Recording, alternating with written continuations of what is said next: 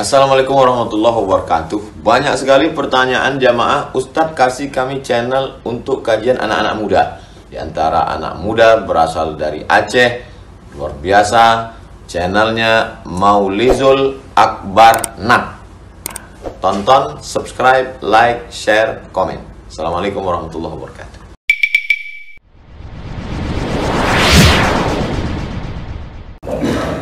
Assalamualaikum warahmatullahi wabarakatuh. Innal hamdalillah nasta'inuhu wa nastaghfiruh wa na'udzu bihi min shururi anfusina wa min sayyiati a'malina. May yahdihillahu fala mudilla lahu wa may yudlil fala hadiya lahu. Asyhadu an la ilaha illallah wahdahu la syarika lahu وأشهد أن محمدا عبده ورسوله الكريم. اللهم صل وسلم على نبينا المصطفى محمد وعلى آله وأصحابه أجمعين. أما بعد، رب اشرح لي صدري ويسر لي أمري واحلل عقدة من لساني يفقهوا قولي. Segala puji bagi Allah, kemudian salawat dan salam pada Rasulullah, pada keluarga dan seluruh sahabat-sahabatnya. Ya Allah muliakan insyaAllah bapak-bapak, ibu yang berhadir, dan semoga kehadiran kita menjadi pahala di sisi Allah Subhanahu wa Ta'ala.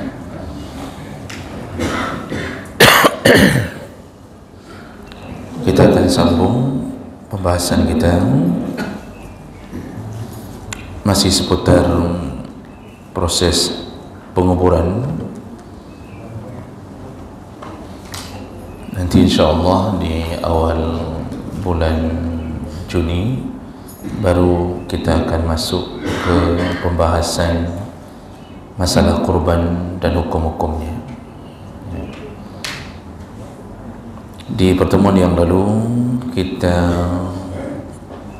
sudah membahas tentang bagaimana sifat dan bentuk kuburan, sekaligus apa yang sebaiknya dilakukan oleh orang yang melakukan penguburan. Dia mulai dari memasukkan jenazah dari arah kiri, dari arah kaki kuburan, dan yang dimasukkan adalah kepala jenazah lebih dahulu dengan membaca Bismillahi wa ala millati Rasulillah, lalu kemudian ditanam atau dikuburkan di liang lahat sebagaimana prosedur yang telah ditetapkan, yaitu harus menghadap kiblat. Lalu kemudian sebelum dikuburkan disunnahkan semua yang berhadir atau terutama ahli keluarga untuk melemparkan 3 genggam tanah ke arah kepala kuburan, bukan ke arah jenazah tapi ke arah kepala kuburan. Dan itu yang dilakukan oleh Nabi SAW. Lalu kemudian ketika menguburkan dia setelah dikuburkan, sunnah membuat gundukan agar orang mengetahui bahwa itu kuburan.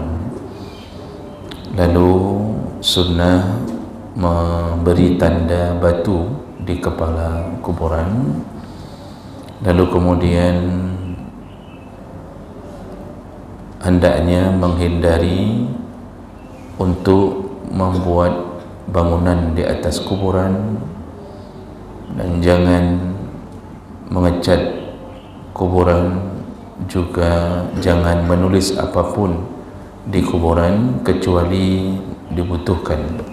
Nah, maksud dibutuhkan mengingat banyaknya kaum muslimin yang dikuburkan, maka sebahagian ulama menyatakan boleh kalau memberi tanda tulisan di batu nisan seperti yang kita lakukan hari ini, ya, memberi tanda di batu nisan, memberi nama, masih dibolehkan, karena khawatir kalau tidak diberi tanda begitu kita tak tahu lagi mana kuburan dari ayah, ibu dan saudara-saudara kita.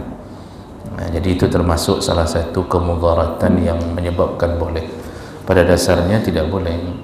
Makanya kuburan Nabi, kemudian para sahabat di Baqi' itu tidak ada yang diberi tanda apapun, hanya batu saja diletakkan di kepala.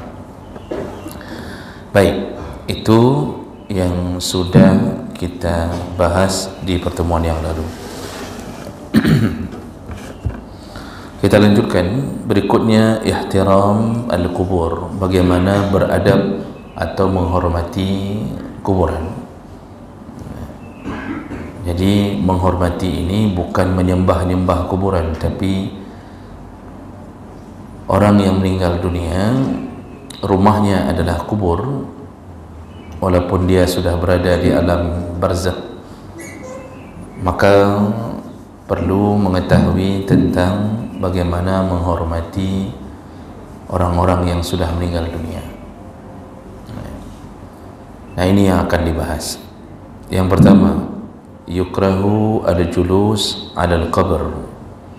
Makruh hukumnya duduk di atas kuburan. Makruh duduk di atas kuburan.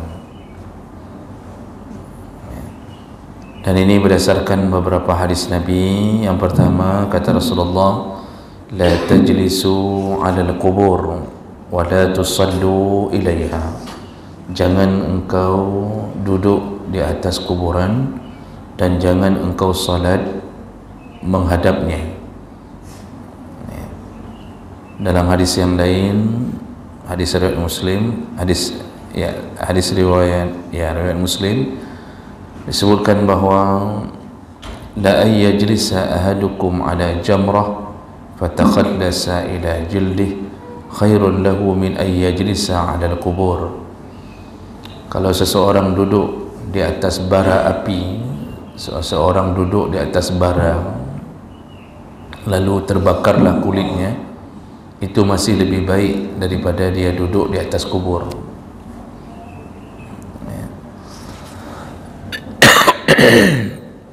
Nah, ini hadis-hadis ini menyatakan tentang makruhnya duduk di atas kuburan. Yang dimaksud di atas kuburan, di atas gundukan kuburan. Tapi kalau duduk di sampingnya, biasa orang-orang datang berziarah lalu duduk di samping-samping kuburan yang sudah dibatasi dengan batu bata yang dibuat, maka itu masih dibenarkan, karena itu yang kita buat batas itu batas samping kuburan. Jadi di sini yang dimakruhkan adalah duduk di atas gundukan kuburan. Itu yang sama sekali berusaha untuk ditinggalkan. Kalau menurut mazhab Hanafi, makruhnya makruh tahrim, makruh mendekati haram.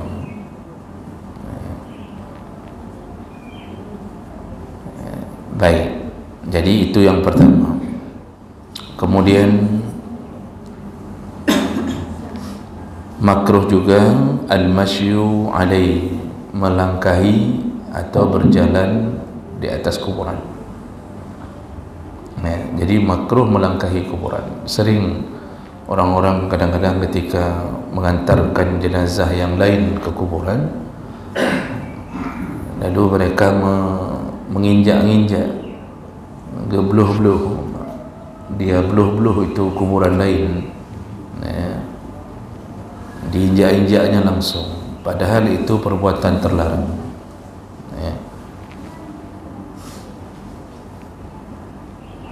Karena itu termasuk perbuatan yang menghinakan kuburan.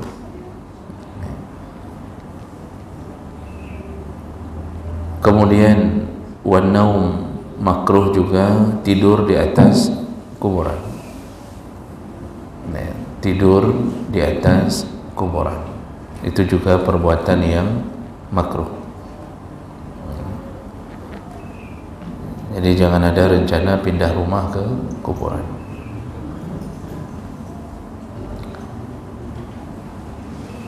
Lalu kemudian yang lebih makruh lagi, yaitu waqada'ul hajah, membuang air besar atau air kecil.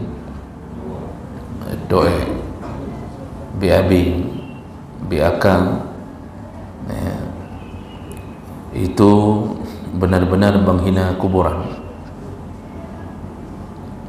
Jadi ini kemakruhan membuang hajat ini jangankan untuk orang meninggal, kita buang hajat di rumah binatang saja tak boleh. Jadi tidak boleh kencing, tidak boleh membuang hajat di lubang-lubang yang tempat tinggal binatang. Biasanya di tanah itu ada tipe binatang yang buat lubang untuk tinggal, termasuk ular. Kadang-kadang buat lubang, lalu kita buang hajat datuk di lubang ular, sehingga ular tidak bisa keluar lagi. Lalu ular mengatakan, berat binatang kah? Itu kata ular. Jadi ular berpikir, so lebih binatang kah ngalung. Itu contoh. Jadi itu urusan membuang kotoran itu memang betul-betul tak beradab, dan itu menunjukkan peradaban suatu negara. Kalau masih orangnya buang hajat di jalanan atau tak malu membuang hajat, baik kencing ataupun air besar, di tempat-tempat yang selayaknya tidak boleh, itu menunjukkan peradaban negara itu. Kalau di India, bang, di India itu kalau waktu pagi itu berjejer orang-orang buang hajat di tepi irigasi, tepi bendungan irigasi. Itu tidak ada WC, tidak ada WC. Jadi duduk berdamping-dampingan sekitar setengah-setengah meter. Jadi mandum tuh sampai-sampainya, dengan peradaban. Ya nak usah di India lah, tanya di sebahagian Aceh ada semua sama di sampai-sampai ujung belangnya itu menunjukkan peradaban. Berarti kita masih dianggap orang-orang yang tertinggal, yang tidak punya malu untuk melakukan itu. Saya dulu waktu kecil-kecil pernah ke Kota Changi. Kalau bapa ibu yang pernah di Kota Changi, itu ada Lawi Alas, Lawi Bulan. Jadi Lawi itu sungai. Jadi saya pergi ke Lawi Alas karena Lawi Bulan karena terletak di samping pasar. Itu masih SD, kelas 6 lah. Jadi saya lihat ada orang dari jauh yang saya pikir batu sungai, jadi putih batunya begitu dari jauh. Begitu dekat rupanya orang. Dan sistemnya buang beol di sungai itu sistemnya tutup kepala saja. Berarti yang saya nampak batu putih yang kenyang punggung, itulah pantatnya. Jadi rupanya sistemnya tutup kepala saja. Yang penting tidak diketahui siapa identitasnya, udah aman. Masalah pantat siapa itu tak penting. Jadi tiba-tiba sudah berdiri batu itu. Di situ kita baru tahu. Dan itu merata-rata orang-orang di pasar buang hajat di sungai tapi menampakkan punggungnya atau pantatnya. Ini menunjukkan peradaban. Orang semakin bagus peradabannya, semakin malu melakukan itu. Baik. Kemudian menghormati kuburan berikutnya adalah yuhram nabshul qabri madama yadhunnu fihi syai' min 'idhamil mayyit. Haram menggali atau membongkar kuburan, haram. Selama diyakini masih ada mayat di bawahnya, kalau bukan dalam keadaan mudarat. Jadi tidak boleh mengganggu kuburan dengan cara membongkarnya kembali kecuali keadaan dibutuhkan sekali. Rasulullah sallallahu alaihi wasallam menyebutkan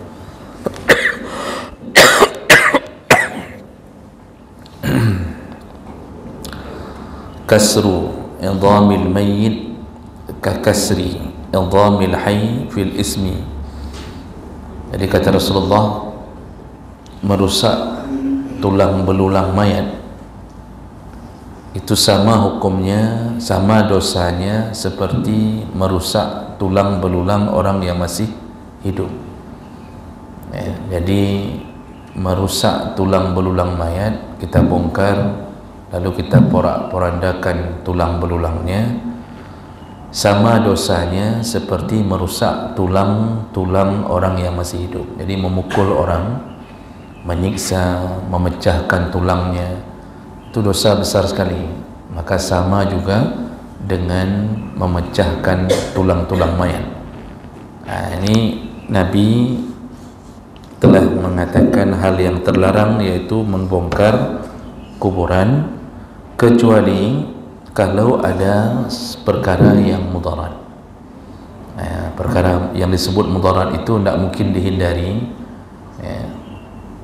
tidak ada jalan keluar lain. Apa contohnya, Pak? Nah, di sini disebutkan beberapa kasus yang menyebabkan boleh membongkar kuburan. Yang pertama, iza dufina min ghairi kafan atau ghairi ghaslin atau ila ghairi al-qiblah. Boleh membongkar kuburan kembali kalau jenazah itu dikuburkan dalam keadaan tidak dikafankan, dalam keadaan mati normal, lalu kemudian entah bagaimana ceritanya, mungkin lupa memakai kain kafan sehingga ditanam begitu saja, maka dibolehkan membongkar untuk mengkafankannya kembali. Jadi jenazah yang model begini demi melaksanakan fardu kifayahnya itu dibolehkan dibongkar. Atau ghairi ghaslin, atau jenazah itu lupa dimandikan. Jadi bukan hanya lupa dikafankan, dimandikan pun tidak ada, maka boleh dibongkar kembali untuk dimandikan. Au ila ghairil qiblah, atau jenazah itu ketika dikuburkan tidak menghadap kiblat. Jadi kalau jenazah tidak menghadap kiblat, boleh dibongkar untuk diselesaikan yang sebenarnya.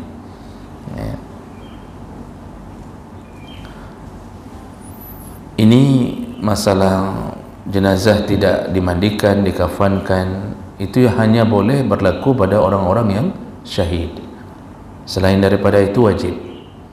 Kalau satu kampung mengetahui bahwa ada jenazah yang ditanam tidak sesuai dengan perintah Allah sampai tidak dihadapkan ke kiblat, wajib untuk dibongkar, lalu selesaikan urusan jenazah tersebut berdasarkan ketentuan dari Allah Subhanahu wa taala. Jadi yang dosa Ya, yang pertama yang melakukannya kalau itu disengaja. Yang kedua, bisa berdosa satu kampung kalau tidak diperbaiki. Nah, jadi ini pekerjaan yang memang wajib kifayah, fardu kifayah, mengurusi jenazah sesuai dengan ketentuan Allah Subhanahu wa taala. Nah, kemudian ya, tadi yang disebutkan tadi itu pernah terjadi di masa sahabat, ya, berdasarkan hadis dari Sa'id Al-Khudri bahwa ada beberapa orang yang menguburkan sahabat mereka yang meninggal, tidak dimandikan karena tidak ada air, lalu kemudian tidak dikafankan karena tidak ada kafan. Ini para musafir, ya. Summa laku Mu'az bin Jabal. Kemudian rombongan ini menjumpai Mu'az bin Jabal. Fa'amarahum ayyukhrijuhu. Lalu Mu'az bin Jabal mengatakan, keluarkan kembali jenazah itu. Lalu mereka fa'akhraju, mereka mengeluarkannya kembali. Summa ghassala wa kaffana. Lalu dimandikan kembali dan dikafankan.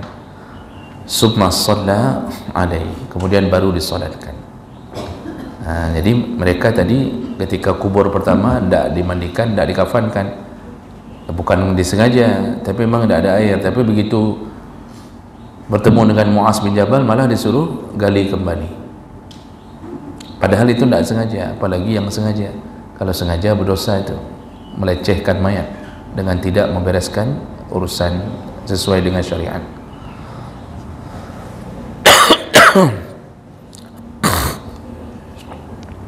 Baik, berikutnya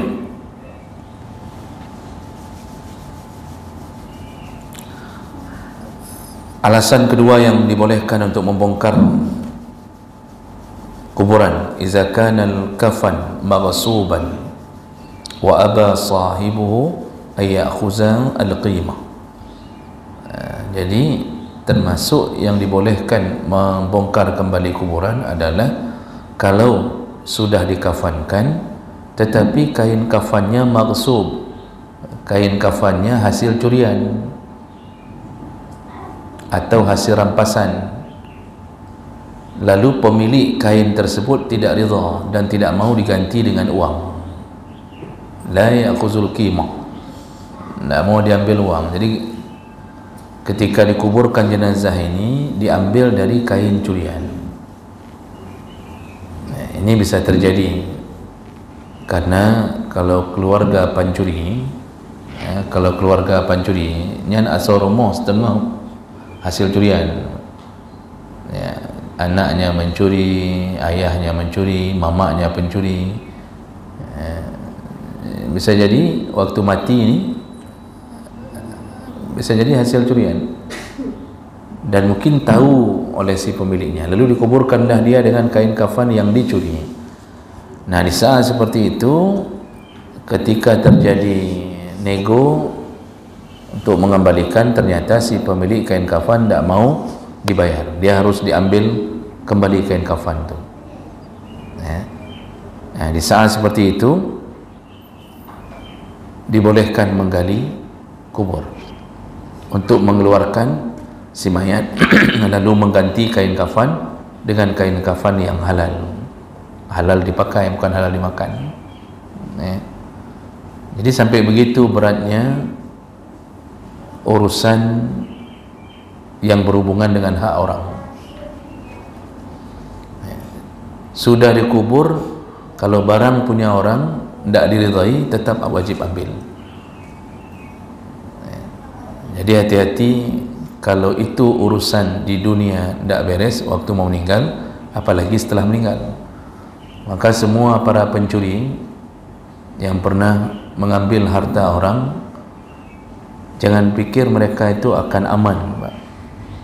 Pertama, mereka akan dihancurkan hartanya di dunia, karena Allah sudah janji melalui nabinya, man akhaza amwalan nas, barang siapa yang mengambil harta manusia, yuridu itlafa, dan dia sengaja ingin membinasakan harta itu, menghancurkan, artinya dia tidak ada rencana untuk bayar. Sifat pencuri, ambil, dia tidak ada rencana untuk bayar. Apa yang terjadi? Nabi mengatakan Allah telah berjanji, atlafahullah, maka Allah akan hancurkan harta si pencuri ini. Makanya pencuri Pak, tidak ada yang kaya, makin terpuruk, makin terpuruk. Dan kita lihat di sekeliling kita, orang-orang yang punya sifat seperti itu, habis mencuri lari, kemudian rumah tempat tinggal dia tidak tinggali karena sudah melarikan diri, lalu disita. Kalau belum habis bayar kreditnya disita karena tidak pernah bayar kredit lagi. Kemudian Allah akan buat keluarganya hancur-hancuran. Satu persatu Allah ambil. Yang dia ambil dari kita bisa jadi cuma 5 juta, yang Allah ambil dari dia bisa 500 juta, karena menghilangkan harta orang. Makanya hati-hati, ingatkan anak-anak kita Pak, karena pengaruh pencuri sekarang yang paling kuat adalah narkoba, sabe. Asal sudah kena sabu, sifat mencurinya keluar, karena dia sakau membutuhkan barang tersebut, sehingga apapun dia akan lakukan. Makanya kalau sudah komplek ada yang sabu, itu siap-siap kursi di depan rumah hilang, helm hilang, sandal-sandal yang bagus, sepatu hilang. Itu mencuri.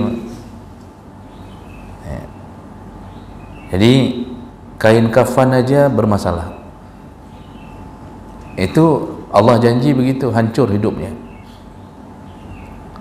Lalu kemudian nanti di akhirat lebih hancur lagi. Dalam kubur diazab karena harta orang, di akhirat dia akan dituntut oleh orang-orang yang pernah dia hilangkan hartanya.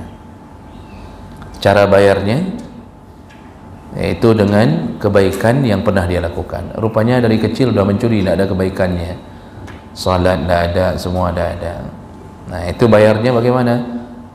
Dosa kita yang jadi korban dia yang diambil Allah, lalu dicampakkan ke dia semuanya. Makanya kadang-kadang kita ini bisa masuk surga gara-gara sering dizalimi orang. Kita mungkin bisa masuk surga gara-gara sering dizalimi orang. Oleh karena itu hati-hati berurusan dengan harta orang. Ada yang model mencuri bukan mencuri dengan kekerasan, tapi dengan cara berhutang, kemudian tak pernah datang lagi untuk membayar. Itu sama, nanti di akhirat dikumpulkan Allah dengan model satu neraka dengan para pencuri. Laqiyallahu sariqan. Walaupun di dunia bentuknya berhutang, tapi tidak ada rencana bayar. Memang tidak ada rencana bayar, beda dengan yang merencanakan bayar. Walaupun sedikit-sedikit Allah tetap akan tolong dia, karena Nabi mengatakan barang siapa yang berniat membayar hutang, maka Allah akan tolong dia untuk membayar hutang. Sering-sering berdoa agar dilepaskan dari hutang. Tapi kalau tidak ada rencana bayar, memangkah ada rencana dia? Itu nanti bayar dengan kebaikannya. Dah sembahyang jamaah, pahala ke kau. Itu yang paling bahaya.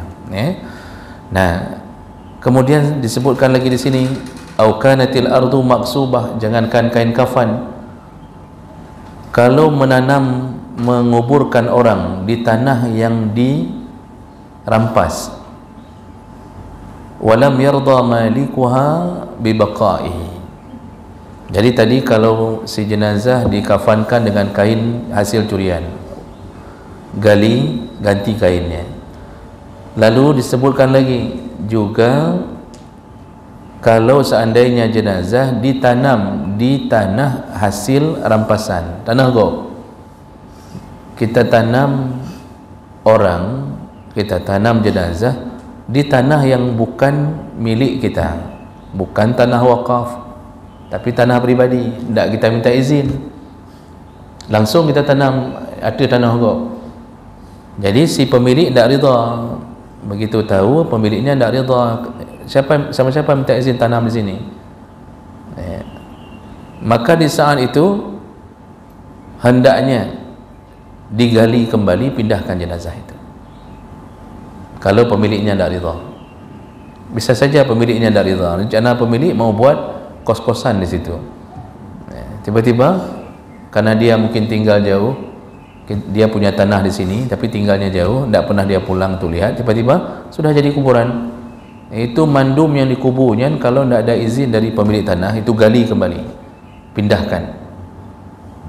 Ya wajarlah pemiliknya tidak terima, karena bagaimana orang berani buat kos-kosan kalau di bawahnya jenazah semua. Ini sangat diperhatikan. Makanya ketika menanam jenazah pun, kalau tidak ada tanah, paling kurang minta izin sama yang punya tanah. Baik, itu baru boleh menggali, membongkar kuburan. Kemudian alasan lain yang menyebabkan boleh membongkar kuburan, lidaiqil al-masjid al-jami' atau dufina ma'ahu akhar inda ad-daiq. Kalau mengalami perluasan masjid, masjid itu masjid jami'. Jami' itu maksudnya masjid yang ada Jumat. Lalu kemudian tidak cukup, udah masjid jami' itu kan wajib ada, karena dia akan dirikan Jumat. Tidak cukup, udah tidak sanggup, daya tampung tidak sanggup lagi karena terlalu ramai sudah penduduk. Lalu direncanakanlah perluasan masjid. Nah kalau sudah itu, rupanya samping-samping masjid ada kuburan. Nah itu termasuk salah satu yang menyebabkan boleh dibongkar kuburan, pindahkan. Karena kepentingan untuk masjid jami', untuk supaya mencapai daya tampung yang cukup, itu menyebabkan kuburan-kuburan boleh dipindahkan. Kecuali Bapak, Ibu, yang sering terjadi kalau kuburan sudah terlalu lama, kata para ulama, kuburan kamu mertuhdun, kuburan raja-raja terdahulu misal, bahkan kita sendiri pun dah tidak tahu lagi yang mana persis kuburan di bawah itu, maka dibolehkan membangun di atasnya kalau memang kita yakin sudah puluhan tahun. Artinya sudah terlalu lama ni kuburan Malikus Saleh Al-Ruji, masa Malikus Saleh Al-Ruji, lalu ingin membangun masjid, maka dibolehkan. Dan itu sering terjadi.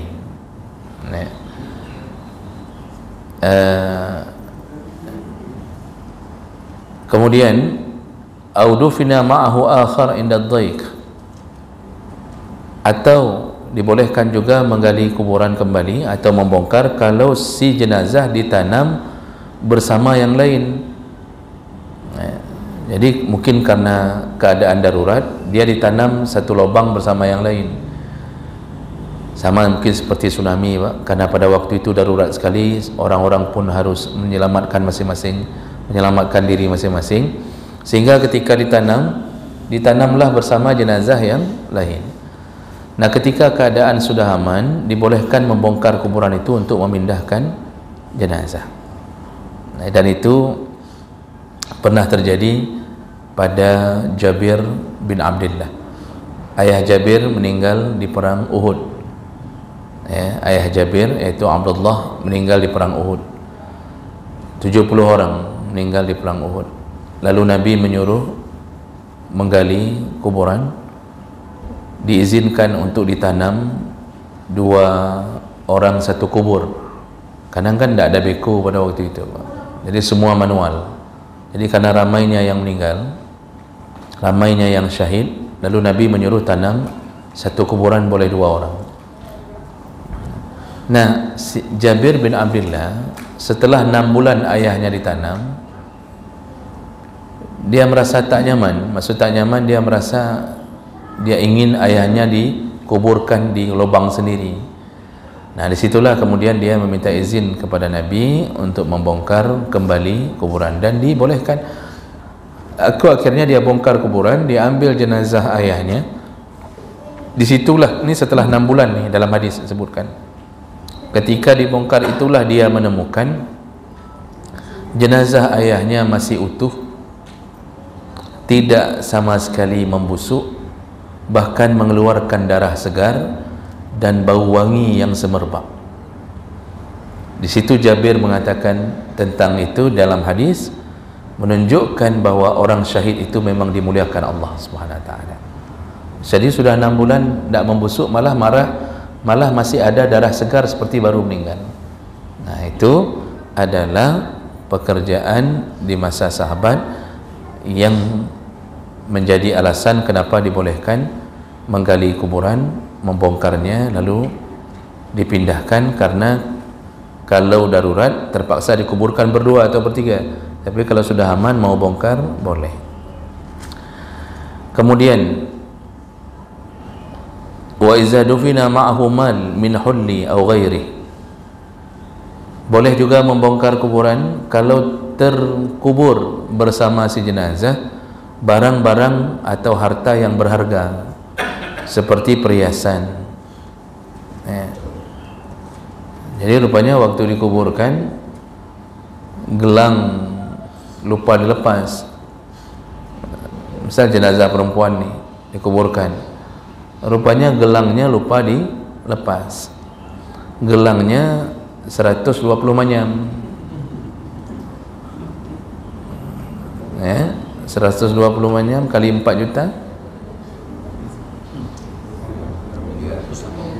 Arab, karena 500 juta kan? Maka yang seperti itu tidak usah pikir panjang, bongkar saja kuburan dah, ambil kembali itu emas. Cuma waktu kita lepaskan dari tangannya, mungkin jenazah akan mengatakan, ho kebubut, ngabur jangan kamu kawin lain, itu nanti paling ditegur sama jenazahnya. Jadi ternyata kalau jatuh sesuatu dalam kubur yang berharga sekali, maka dibolehkan menggali atau membongkar kuburan. Atau waqa'a fil qabr malun li adami qalil aw katsir wa talaba bihi sahibuhu, atau yang jatuh bukan harta kita, bukan harta keluarga si mayat, harta orang. Jadi ada orang yang bantu gali kubur, rupanya jatuh cincinnya, habis dikubur baru dia bingung di mana cincinnya, baru teringat cincin jatuh di kuburan, dalam kubur punya orang yang gali kubur misal contoh, lalu dia meminta untuk diambil karena mungkin itu hartanya yang berharga. Wa talaba bihi sahibuhu, pemiliknya meminta untuk diambil. Maka yang model begini itu dibolehkan untuk menggali kembali kuburan. Nah, dalam satu riwayat, tapi riwayat ini dhaif, tapi ada riwayat yang mengatakan Mughirah bin Syu'bah setelah membantu proses penguburan Nabi, rupanya cincinnya jatuh dalam kuburan Nabi. Jadi sebelum baru selesai dikuburkan, jatuh dalam kuburan Nabi. Lalu dia berkata, faqada khatimi, cincinku. Fafataha mawdi'an fi fa'akhazahu, lalu dibuka kembali. Ini mungkin belum selesai sempurna menguburkan Nabi. Mughirah bin Syu'bah jatuh cincinnya, tapi langsung dia mengatakan cincinku. Langsung orang-orang menggali kembali di tempat cincin yang diyakini jatuh. Ini hadis ini dalam pandangan para ulama hadis dhaif, tapi yang mau kita bilang bahwa kalau hadis ini seandainya pun benar terjadi, berarti pernah terjadi yang begitu. Wallahu a'lam. Baik, yang terakhir yang menyebabkan boleh menggali kuburan adalah membongkar kuburan adalah iza bala'a syahsu jauharata li ghairi wa mata wa talaba sahibuhu, kalau si jenazah menelan barang-barang berharga yang bisa jadi milik orang lain, maka dibolehkan untuk membongkar kembali kuburan dan mengambil barang itu. Jadi tadi jatuh, ini sekarang malah kasusnya lebih dahsyat lagi, ditelan sama jenazah. Bisa jadi Misal seorang isteri yang meninggal, udah sakit kali hati sama suami, dia tidak mau kalau cincin emas dia dijadikan sebagai warisan untuk suaminya yang akan main game judi online, atau dia tidak rida kalau uang atau emas dia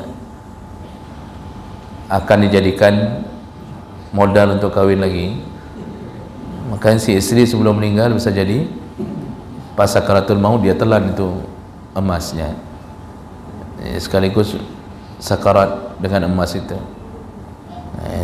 Ini di sinetron bisa jadi, di sinetron maksudnya. Nah kalau itu terjadi ternyata malah dibolehkan juga untuk membongkar kuburan lalu mengambil dari badan si mayat, ya. Ini beberapa contoh mudarat kalau seandainya harus membongkar kuburan. Jadi yang mau dikasih tahu di sini pada dasarnya tidak boleh membongkar kuburan, tidak boleh, ya. Makanya kerja para dukun yang membongkar kuburan, mencari sesuatu sebagai alat untuk melaksanakan perdukunannya, sihirnya, itu betul-betul haramnya, dosa di atas dosa. Mungkin kita kalau di Aceh jarang Pak, walaupun ada, tapi kalau di Jawa itu kuburan bayi itu dijaga 7 hari, karena diambil ari-arinya, diambil untuk dijadikan sebagai proses perdukunan.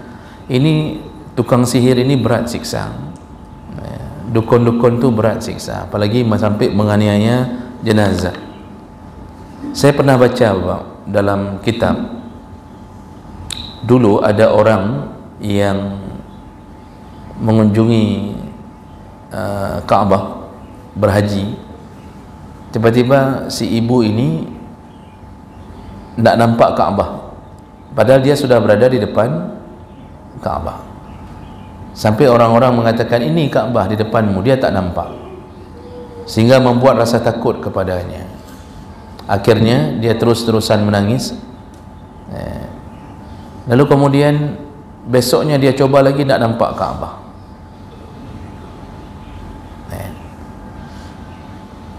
Lalu dia menghadap ke salah satu ulama di situ, di area Masjidil Haram. Ulama ini bertanya, orang alim ini bertanya, coba fikirkan apa yang pernah engkau lakukan sehingga Allah marah kepadamu dengan cara begini. Akhirnya setelah dipikir-pikir, dia memberitahu ada satu dosa yang mungkin membuat Allah marah begini. Apa dia? Ternyata dia seorang perawat di rumah sakit. Dia ini perawat rumah sakit yang tidak bisa lihat Ka'bah ni. Dia pernah bekerja sama dengan seorang tukang sihir perempuan. Yang tukang sihir itu meminta kepada si perawat ini untuk memasukkan buhul ke dalam tubuh jenazah yang diminta. Karena di rumah sakit itu yang diminta, termasuk salah satu yang diminta sering memandikan jenazah dia. Jadi tukang sihir itu meminta bantuan kepada si perempuan ini untuk memasukkan buhul. Buhulnya syarat untuk sihir Pak, syarat untuk sihir, untuk dimasukkan ke dalam tubuh jenazah. Jadi disuruh petah, apa bahasa petah, disuruh belah, masukkan buhulnya. Macam-macam itu, ada tulisan sihir-sihir semuanya, untuk membuat guna-guna ke orang, membuat sihir ke orang. Disyaratkan pada jenazah, lalu dijahit kembali jenazah itu, sedangkan buhul sudah dimasukkan ke dalam tubuh jenazah. Nah ini pekerjaan dia, bekerja sama dengan tukang sihir. Apa yang terjadi? Ternyata Allah begitu marahnya sampai dia tidak bisa melihat rumah Allah. Disitulah kemudian orang alim ini mengetahui penyebabnya dan disuruh bertaubat. Disuruh bertaubat segera, dan pulang nanti itu diminta untuk membereskan semua apa yang telah dia lakukan.